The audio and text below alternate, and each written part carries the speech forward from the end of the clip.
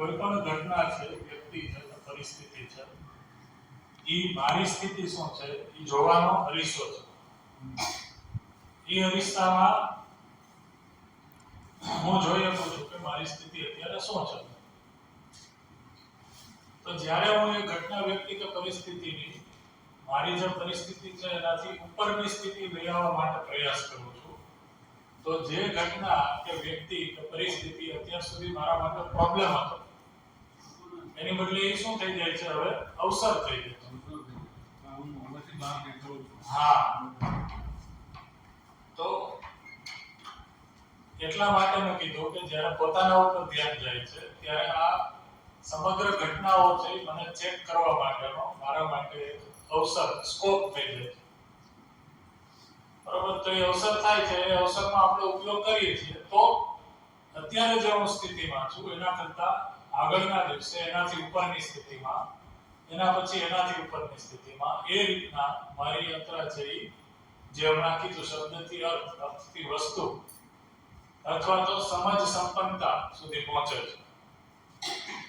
એટલા માટે છે હવે હરેક ઘટના, વ્યક્તિ અથવા તો પરિસ્થિતિ છે એ મારા માટે કોઈ દુઃખનું કારણ નથી, બલકે હું કઈ રીતના છે નિરંતર સુખ સમૃદ્ધિપૂર્વક જીવી શકું એના માટેનો મારા માટે અવસર છે. તો જ્યારે હું આ રીતના જોવાનું સ્ટાર્ટ કરું છું, બરાબર, ત્યારે ધીમે ધીમે આપણે જો આગળ વધીએ તો એના પછી જે ચર્ચા કરી હતી, તો મારું ધ્યાન છે એ પોતાને સમજવા તરફ જાય છે. તો આના ઉપર કાલે આપણે ચર્ચા કરી હતી, એટલે આ શોધમાં મેં લખી નાખ્યું છે, પણ આની ઉપર એકાદ બે વસ્તુને આપણે એડ કરવાની હતી, ચર્ચા મૂકવાની હતી. એટલા માટે તો સમજવાની જે સ્ટાર્ટ કરીએ તો સમજવામાં ચાર અવસ્થાઓ સમજવાની છે. આ ચાર અવસ્થા એટલે સમગ્ર અસ્તિત્વ જ થઈ ગયું, સમગ્ર અસ્તિત્વ સમજવાનું છે.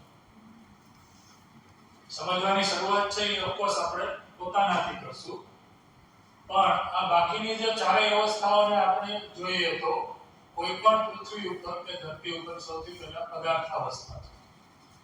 પદાર્થ અવસ્થામાં છે માટી, પથ્થર, ધાતુ, અલગ અલગ પ્રકારના રસ, રસાયણ, પાણી, આ બધું છે પદાર્થ અવસ્થામાં છે. આ પદાર્થ અવસ્થા છે એટલા માટે તો કોઈ ગ્રહ કે ધરતી છે એવું આપણે કહીએ. એવી જ રીતના જે ધરતીના વિકાસમાં એના પછી જે આવે છે એ પ્રાણાવસ્થા આવે છે. તો પ્રાણાવસ્થામાં અલગ અલગ પ્રકારના વૃક્ષો, વનસ્પતિ, છોડ આ બધું આવે છે. હવે જો આપણે આ બેયને જોઈએ તો આ બે એકબીજામાંથી છે ઉપયોગી અને પૂરક છે. ઉપયોગી તત્વોને ગ્રહણ કરે છે, વિસર્જન કરે છે. પદાર્થ અવસ્થા ઉપર જ પ્રાણાવસ્થાનો આધાર છે અથવા તો વિકાસ છે, એટલા માટે એ રીતના પ્રાણાવસ્થા માટે પદાર્થ અવસ્થા કેવી છે? ઉપયોગી છે. એવી જ રીતના છે આ પ્રાણાવસ્થાના વૃક્ષ, વનસ્પતિ, છોડ છે એ જ્યારે મરે છે, ખરી પડે છે પાંદડા અથવા તો ઝાડ, વનસ્પતિ જે પણ, તો એ માટી, પથ્થરને છે એ વધારે ઉર્વરક, ઉપજાઉ બનાવે છે. તો આ રીતના જે પ્રાણાવસ્થા છે એ પદાર્થ અવસ્થા માટે પૂરક છે. એ વધારે એને એનરીચ કરે છે. એનરીચ એટલે કીધું સમૃદ્ધ. તો બે એકબીજા માટે પ્રોબ્લેમ નથી, બે એકબીજા માટે છે સમૃદ્ધિનું કારણ છે. એટલે ઉપયોગિતા પૂરકતા સંબંધ છે પ્રકૃતિમાં બે અવસ્થાઓ છે જોવા મળે છે. આ ક્લિયર છે? એવી જ રીતના છે ધરતીના વિકાસમાં પ્રાણાવસ્થા જ્યારે સમૃદ્ધ થઈ જાય છે, અલગ અલગ પ્રકારના વૃક્ષ, વનસ્પતિ, છોડ આવી જાય છે, ત્યારે આ બેયના સંપર્ક પૂર્વકથી જીવાવસ્થાનું પ્રકટન થાય છે, એ પણ પ્રગટે છે, એનું અવતરણ થાય છે. તો આ જીવાવસ્થા એટલે શું? તો કે સમગ્ર પશુ પક્ષી સંસાર, જીવડા, કીટક, આ બધું જ છે એ કેમ આવશે? જીવાવસ્થામાં આવશે. તો જીવાવસ્થામાં છે એ પણ તમે જોવો તો આ પદાર્થાવસ્થા અને પ્રાણાવસ્થા બેયનો ઉપયોગી અને પૂરક છે. કઈ રીતના? તો કે પદાર્થાવસ્થા છે એના ઉપર તો આ જીવાવસ્થા રહે છે, અમુક એનો ખોરાક તરીકે પણ ઉપયોગ કરે છે. એવી જ રીતના છે પ્રાણાવસ્થામાંથી પણ અમુક વસ્તુ છે ખોરાક તરીકે જીવાવસ્થાથી ઉપયોગ કરે છે. મિનિમમ છે પદાર્થાવસ્થામાંથી હવા છે એ ઉપયોગ કરે છે હરેક જીવજંતુ પ્રાણી. તો એકબીજાને ઉપયોગી અને પૂરક છે. જીવાવસ્થા પણ પોતાના જે પણ મળમૂત્ર છે અથવા તો એનું શરીર જ્યારે મરે છે ત્યારે એ જમીનની અંદર મળે છે, તો આ જમીનને વધારે એનરીચ કરે છે. આવી જમીન છે પ્રાણાવસ્થાને વધારે ફર્ટાઇલ કરે છે, ફળદ્રુપ કરે છે. તો આ રીતના છે આ પણ બે એકબીજાને છે ઉપયોગી અને પૂરક છે. આ રીતના છે જ્યારે ધરતી સમૃદ્ધ થાય છે તો સમૃદ્ધિની સ્થિતિમાં ધીમે ધીમે પૃથ્વી ઉપર કે ધરતી ઉપર છે માનવનું અવતરણ થાય છે. તો પદાર્થાવસ્થા બધી પ્રકારની આવી ગઈ, પ્રાણાવસ્થામાં ઘણી બધી વેરાયટી આવી ગઈ, જીવાવસ્થા બધા પ્રકારની આવી ગઈ. એના પછી માનવનો પ્રકટાંકે અવતરણ છે. અને આ માનવ છે એ સામાજિક રીતે પોતાના પરિવારનું એટલે કે માનવકૃત વ્યવસ્થાઓનું ગઠન કરે છે. તો એકથી વધારે માણસો છે એ એકબીજા સાથે રહે છે સમાધાન સમૃદ્ધિના અર્થમાં. એને કીધો પરિવાર. તો આ પણ પરિવાર છે પણ એક માનવકૃત વ્યવસ્થા છે. એવી જ રીતના છે આવા ઘણા પરિવારો ભેગા મળીને કોઈ એક સમાજનું નિર્માણ કરે છે. તો સમાજ એ પણ માનવકૃત વ્યવસ્થા છે. અને આવી રીતના છે પરિવાર, સમાજ અને માનવ ભેગા મળીને અલગ અલગ સમાજકૃત વ્યવસ્થાઓ બનાવે છે. આ સમાજકૃત વ્યવસ્થાઓ એટલે શું? તો કે માણસના સુખ સમૃદ્ધિ પૂર્વક જીવવા માટે છે ઘણા બધા સ્ટ્રક્ચર ઉપયોગ કરે છે. બરોબર? જેમ કે આપણે આપણી સુવિધાઓ સાચવવા માટે છે પાણીનો ઉપયોગ કરીએ છીએ, તો પાણીની ડિસ્ટ્રીબ્યુશનની વ્યવસ્થા. આપણા માણસને ન્યાય મળી રહે, શિક્ષા મળી રહે, બરોબર, એના માટે ન્યાયની વ્યવસ્થા, શિક્ષાની વ્યવસ્થા. પછી ધારો કે રોડ રસ્તા બનાવીએ છો, રોડ રસ્તા ઉપર ટ્રાફિકનું નિયમન થઈ શકે એના માટે વ્યવસ્થા. તો આ રીતના છે સમાજકૃત ઘણી બધી વ્યવસ્થાઓ છે એ બને છે. તો એક છે એ પ્રાકૃતિક વ્યવસ્થા છે. અને જ્ઞાનાવસ્થાનું પ્રકટન પછી માનવ એક પ્રકારની વ્યવસ્થા બનાવે છે પોતાના સુખ અને સમૃદ્ધિપૂર્વક જીવવા. તો આ પ્રાકૃતિક વ્યવસ્થા અને માનવકૃત વ્યવસ્થા, આ બે વ્યવસ્થાને છે સમજવાની છે. એટલે એમ કીધું કે સમજવાનું શું છે? તો સમજવાનું જે આ ચાર અવસ્થા છે એ ચાર અવસ્થામાં એક વ્યવસ્થા છે, એક સંગીતમયતા છે. ઇંગ્લિશમાં છે એ હાર્મોની પણ કીધું, હાર્મોની છે. એને સમજવાનું છે. સંગીતમયતા છે, હાર્મોની છે એટલે શું? તો કે આ જેટલી પણ ત્રણેય માનવની તો કાલે આપણે વાત કરી હતી ઉપયોગી છે પણ પૂરક નથી, એના પછી ચર્ચા કરીએ. પણ બાકીની જે ત્રણેય વ્યવસ્થા છે એ બાય ડિફોલ્ટ જ્યાં સુધી ભ્રમિત માનવનો એમાં કોઈ હસ્તક્ષેપ નથી.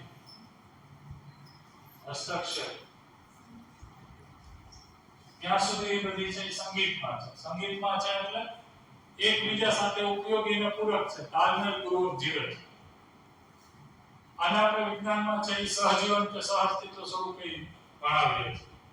બરોબર? કે અલગ અલગ પ્રાણાવસ્થા છે, પદાર્થાવસ્થા ઉપર જીવાવસ્થા છે, પદાર્થાવસ્થા ઉપર પ્રાણા ઉપર ઉપયોગી છે. જ્યાં જ્યાં માણસ છે ભ્રમિત છે, સમજો નથી, ત્યાં જ આપણે વિજ્ઞાનમાં ક્યાંક એવું શીખવાડ્યું છે કે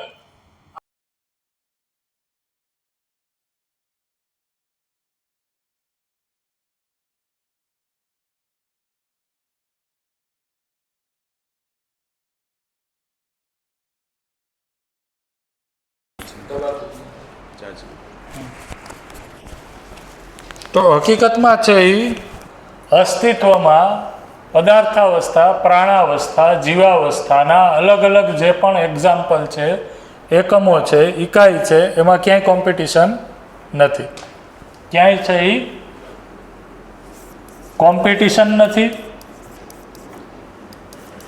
હરીફાઈ નથી, કે ક્યાંય છે એ શાસન નથી, શાસનની માનસિકતા નથી. પણ બધેય છે શું છે તો કે બધેય ઉપયોગિતા અને પૂરકતા જ છે, એકબીજાને ઉપયોગી અને પૂરક છે. આપણે છે એ જ્યારે આ અસ્તિત્વમાં વ્યવસ્થા છે, વ્યવસ્થાને જોઈ નથી શકતા, ત્યારે આપણે એને યુદ્ધ, સંઘર્ષ, કોમ્પિટિશન, શાસન સ્વરૂપે દેખાડીએ છીએ. હકીકતમાં ક્યાંય શાસન છે નહીં, ક્યાંય વિરોધાભાસ છે નહીં. જેમ કે આપણે છે એ એક વસ્તુ બાળકોને ભણાવીએ છીએ કે દિવસ અને રાત. દિવસ અને રાત છે એ એકબીજાના વિરોધી છે એવું કહીએ. વિરોધી શબ્દ લખો, દિવસ તો રાત. તો વિરોધી નથી, પૂરક છે દિવસ રાત છે. પૃથ્વી ઉપર જે જળવાયુ છે એ જળવાયુના સંતુલન માટે દિવસ અને રાત છે એ પ્રાકૃતિક સંતુલન માટે ઉપયોગી પૂરક છે. જે દિવસ દરમિયાન છે એ જે પણ તાપ થાય છે, જે પણ આપણે માનવની પ્રવૃત્તિ થાય છે એ પ્રકાશમાં છે એ સૌથી વધારે થાય છે. તો રાત છે એ શું છે? આરામ કરવા માટે છે. કોને? માનવથી લઈને સમગ્ર પ્રકૃતિને. એમાંથી અમુક જીવો છે એ પ્રકૃતિમાં છે એને હિલય કરે છે, એ રાતે કામ કરીને પ્રકૃતિને ઠીકય કરે છે. તો એ વિરોધી નથી, ઉપયોગી પૂરક છે, ક્યાંય શાસન નથી. બરાબર? જેમ કે આપણે અહીંયા જોઈએ કે એક માન્યતા સમાજમાં શું ભણાવવામાં આવે છે કે અસ્તિત્વમાં શું છે તો કે અસ્તિત્વમાં સ્ટ્રગલ છે, સંઘર્ષ છે, અને જે છે એ સૌથી ફિટ હશે એ સર્વાઈવ કરશે, એવું ભણાવીએ છીએ આપણે. There is a struggle in nature and જે ફિટેસ્ટ હશે એ સર્વાઈવ કરશે. તો સ્ટ્રગલ ફોર સર્વાઈવલ, આવું ભણાવીએ છીએ કે ને? અને ગુજરાતીમાં કઈ રીતના ભણાવો છો? શું બોલો છો? ડાર્વિનનો ઉત્ક્રાંતિવાદ છે, અને શું ગુજરાતીમાં બોલે છે? સંઘર્ષ જ, એટલે સંઘર્ષ જ જીવન છે.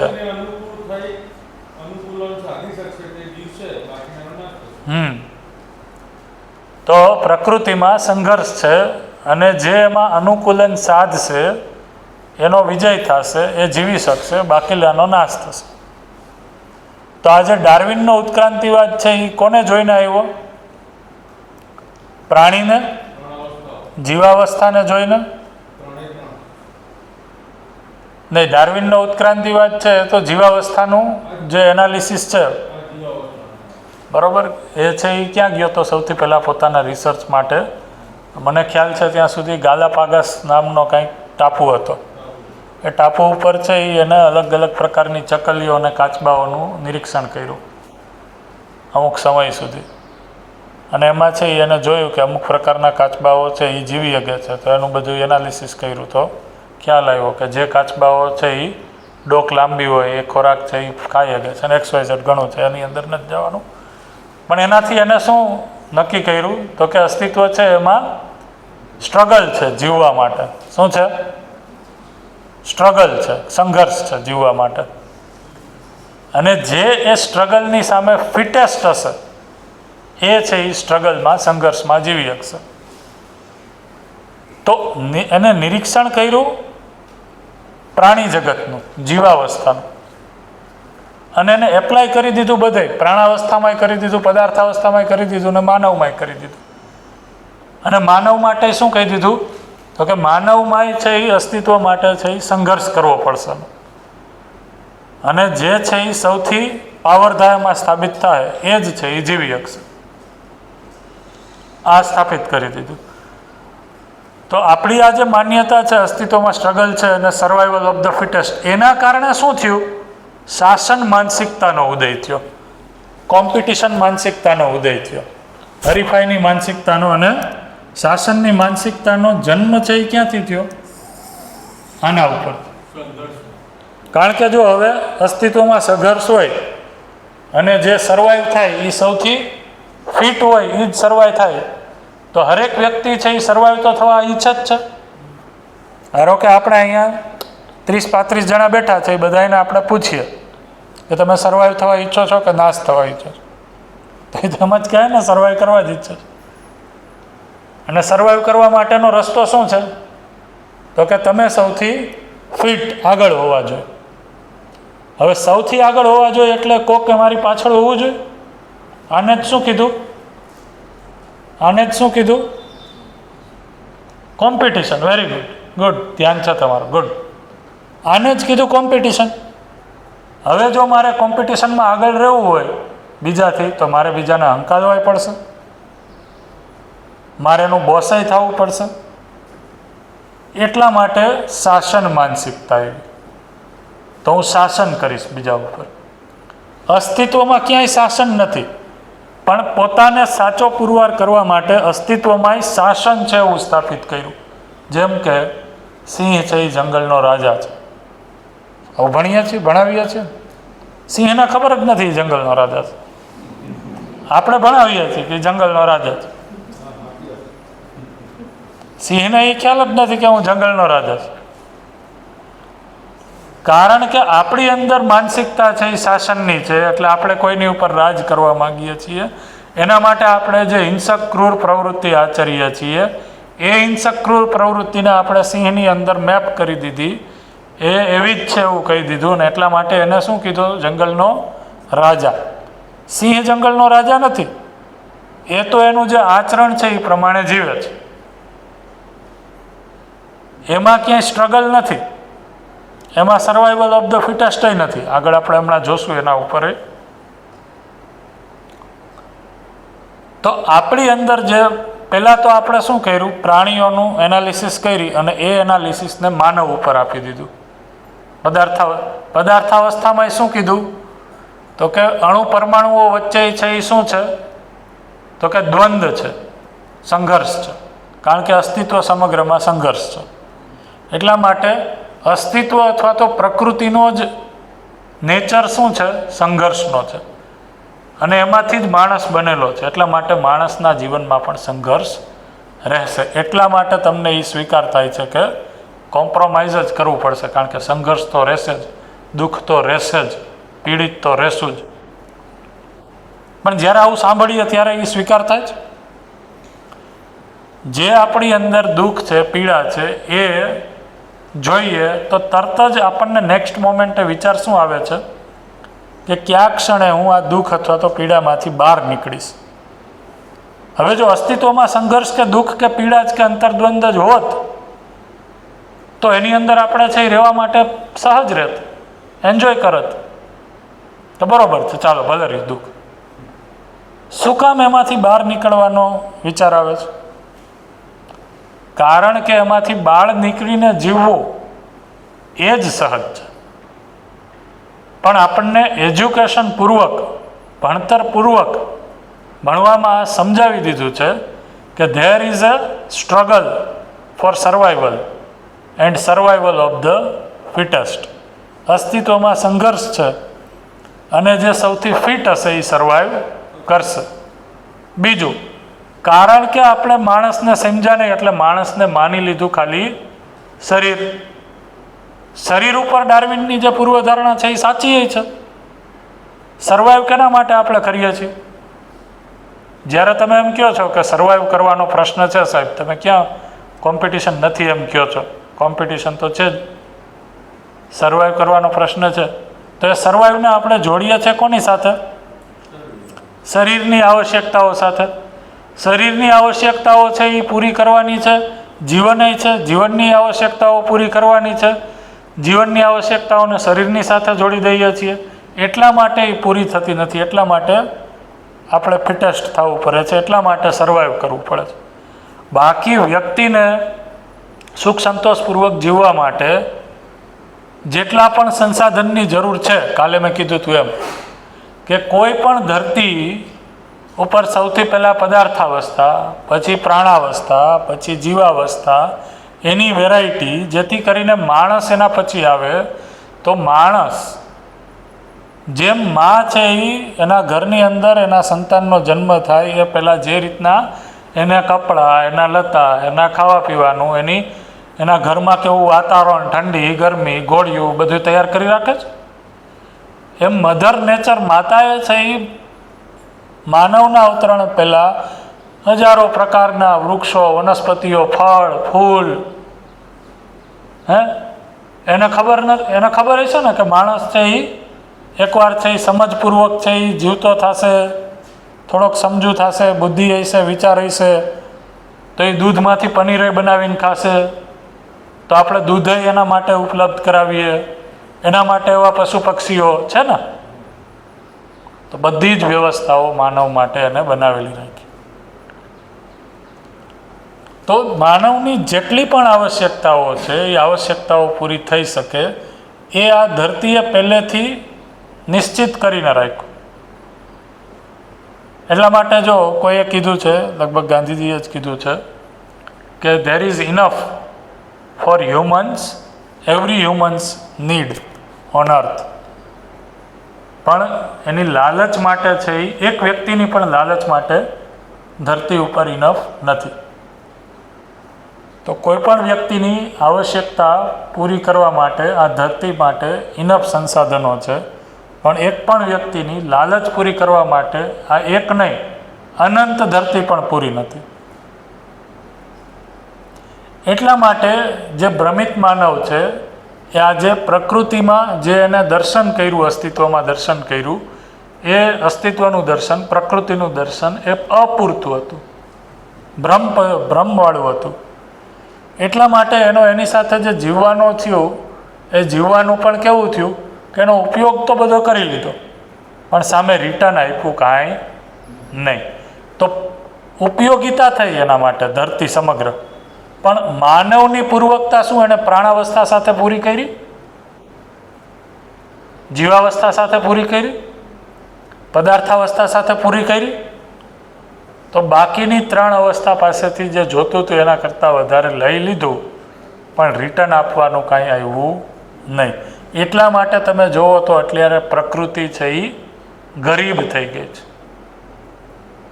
પ્રકૃતિ પાસે જે સંસાધનોની અપેક્ષા આપણે કરી છે એ સંસાધનો એ ઉત્પન્ન કરી શકતી નથી. કેમ? ધારો કે ખેતી કરીએ છીએ આપણે, તો ખેતીમાં આપણે એટલા રસાયણોનો, એટલા ખાતરોનો અત્યારે ઉપયોગ કર્યો છે કે હવે તમે એમાં જેટલું વધારે નાખો દર વર્ષે એટલું ઓછું થાય છે. અને એ જે ખાવ છો એ પાછું તમારા શરીર માટે તો પૂરક નથી, ઉપયોગી નથી. આવું છે કે નહીં? આ સમજાય છે બધાને? એવી જ રીતના છે એ તમે આ જ બધા જે રસાયણો છે એ ધીમે ધીમે એનો આહાર છે એ જીવજંતુઓ, પશુઓ પણ કરે છે. તો એ જ ઝેર છે એ પશુઓના શરીરમાં જાય છે. એની જ પેદાશ ખાવા તરીકે આપણે ઉપયોગ કરીએ છીએ, એટલે એ ઝેર ફરીથી પાછું ત્યાંથી પણ આપણને મળે છે. અત્યારે એવું કહે છે, હમણાં હું એક ડોક્યુમેન્ટરી જોતો હતો, એમાં ઘણા લોકો છે એ દરિયાઈ જીવસૃષ્ટિનો આહાર તરીકે ઉપયોગ કરે છે, માછલી, અલગ અલગ ઘણી બધી જીવસૃષ્ટિનો. તો એવું કહે છે કે દરિયામાં ખૂબ ઊંડે જ્યારે જાય છે ત્યારે હવે આપણી જરૂરિયાત જેટલી છે એટલી સંતોષાય એટલી માછલી મળે છે.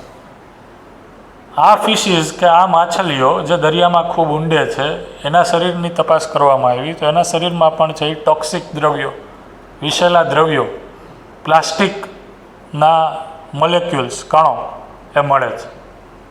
અને આને આપણે ખાઈએ છીએ, જે ખાવાવાળા છે આપણે, એટલે આપણે નહીં, પણ જે ખાઈએ છીએ. તો આપણે છે એ જે આપણી પૂરકતા સમજ્યા નથી ધરતીની સાથે, એના કારણે આપણો એની સાથે જે વ્યવહાર છે એને ધરતીના ખૂણે ખૂણે સુધી પહોંચાડી દીધો છે, અને ફરીને એ પાછો આપણી પાસે જ આવે છે. આ ખ્યાલ આવે છે? તો આપણે જે આ કોમ્પિટિશન કે શાસન માનસિકતા છે એ પ્રકૃતિ સાથે કરી, એના કારણે પ્રકૃતિમાં છે એ એક પ્રકારનું ડિસ્ટર્બન્સ ઊભું થયું. અને એવી જ રીતના માનવે જે માનવકૃત વ્યવસ્થા સર્જી, એ પણ મનસ્વસ્થતા અથવા તો પોતાની ભ્રમિત સ્થિતિ હોવાના કારણે એ પણ ઠીક સમજી ન શક્યો. એટલે પરિવારમાં પ્રોબ્લેમ, સમાજમાં પ્રોબ્લેમ, અને પરિવાર અને સમાજકૃત વ્યવસ્થામાં પણ પ્રોબ્લેમ. તો પ્રાકૃતિક જે સ્થિતિ છે એમાં પણ છે એ પ્રોબ્લેમ, અને અહીંયા પણ સમસ્યાઓ ઊભી થઈ છે. તો જે પ્રાકૃતિક જગ્યાએ જે સમસ્યાઓ ઊભી થઈ છે એને કીધું ગ્લોબલ વોર્મિંગ.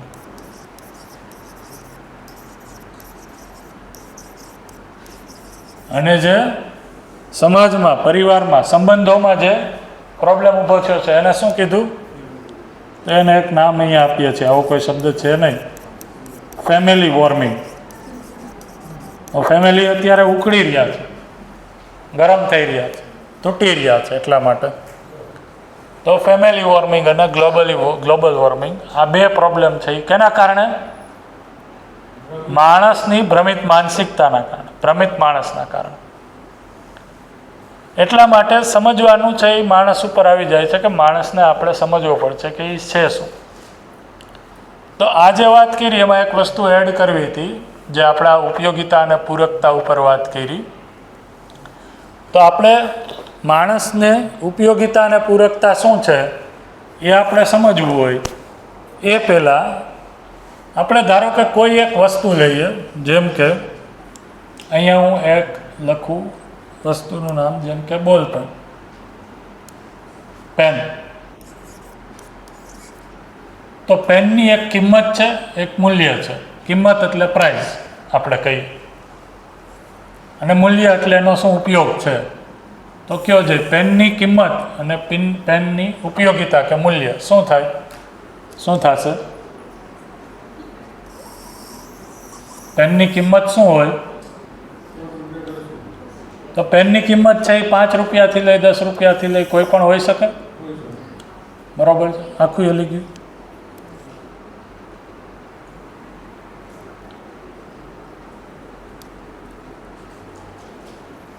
તો પેનની ઉપયોગિતા અને કિંમત તો 5 રૂપિયાથી લઈ 100 રૂપિયા. હવે પેનમાં ધારો કે ડાયમંડે ચોંટાડી ગયો તો ડાયમંડ ચોંટાડી દઈએ તો 2 કરોડની એ થાય. તો ગમે એટલી થઈ શકે. અત્યારે આવે જ છે ને, એવું કરે છે ને, લિમિટેડ એડિશન આવે છે. ફોન જોવો તો ફોનની અંદર એ સોનાનો ફોન આવે. હે? હા, 5 કરોડનો છે. એમાં શું છે? ડાયમંડ છે, સોનું છે. તો 5 કરોડ નહીં, પણ એનાથી થશે શું? બીજું તો કાંઈ થશે નહીં. તો થશે તો વાત જ એનાથી. તો જે ટૂંકમાં 5 રૂપિયાની પેનથી થશે એ જ 2 કરોડ રૂપિયાની પેનથી થશે. કે 2 કરોડની પેન હશે, એ ઈચ્છા થાય લખી દે, તરત જ વિચારવાનું જ રહે. એવું તો નહીં થાય કે વિચારવાનું કામ એ 2 કરોડની પેન છે એમાં નથી થતું. 5 કરોડની લઈ તો એમાં વિચારીએ દે, વિચારીને લખીએ દે. એવું તો કાંઈ છે નહીં. તો લખવાનું જ કામ થશે. તો એ લખવાનું છે એ શું છે? એ એનું મૂલ્ય છે. તો લખવું એ એનું મૂલ્ય છે. લખવું છે એ શું છે? એની ઉપયોગિતા છે, મૂલ્ય છે. તો પેનનું કિંમત અને પેનનું મૂલ્ય બે અલગ અલગ છે. એવી જ રીતના આપણે એક બીજું એક્ઝામ્પલ લઈએ. જનરલી આ એક્ઝામ્પલ શિબિરમાં દેતા હોય છે, જેમ કે બટેટા. તો બટાટાનું કિંમત અને મૂલ્ય શું હોય? સાહેબને પૂછવું પડશે. શું છે અત્યારે મૂલ્ય? હા, તો 7 રૂપિયાથી લઈ અને 20 રૂપિયા, 30 રૂપિયા કાંઈ પણ એનું મૂલ્ય હશે. આ મૂલ્ય સ્થિર હોય કે બદલાતું રહે? બરોબર. પણ એની ઉપયોગિતા અથવા તો મૂલ્ય છે એ શું છે? તો એ ખાવાથી કંઈક પોષણ મળે છે નિશ્ચિત, એ મૂલ્ય છે એ સેમ જ છે. જેટલા જ્યારથી બટેટા અસ્તિત્વમાં છે ત્યારથી લઈને આજ સુધી એ મૂલ્ય તો એક જ છે. સિવાય કે માણસ છે, ભ્રમિત માણસ છે, એ કે એમાં કોઈ હસ્તક્ષેપ કરે તો અલગ વસ્તુ છે, જે જીનેટિકલી મોડિફાઈડ આપણે કરીએ છીએ ફૂડ. પણ જો માણસ કાંઈ છે એ ગેરસમજણ વિના એમાં હળી ન કરે તો એનું પોષણનું કામ કરે જ છે.